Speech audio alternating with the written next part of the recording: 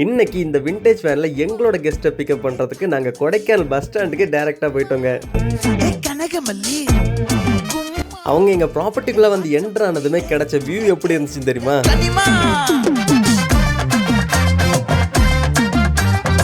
Hi bro, எங்க இருந்து வரீங்க?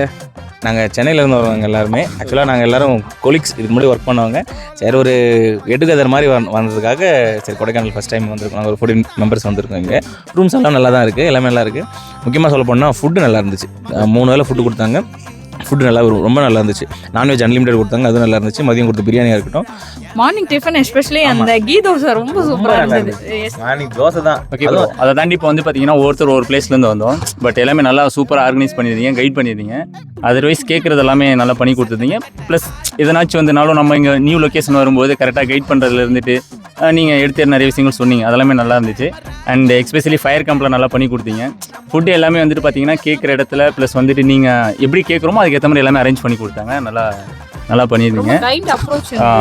ஓகே, பக்கா ரெஸ்பான்சிபிலிட்டிஸ். ஓகே, இன்னும் எல்லாருமே 14 மெம்பர்ஸ் கிட்ட வந்தோம். பஸ் ஸ்டாண்ட்லேருந்து பிக் பண்ணீங்க, எல்லாமே நல்லா என்ஜாய் பண்ண வச்சிங்க. ரொம்ப ஹாப்பி ப்ரோ. நெக்ஸ்ட் டைம் நீங்கள் கொடைக்கானல் வந்தீங்கன்னா எங்கே வருவீங்க? ப்ரோ? கண்டிப்பாக மண்ணையா காஃபி தான் ப்ரோ.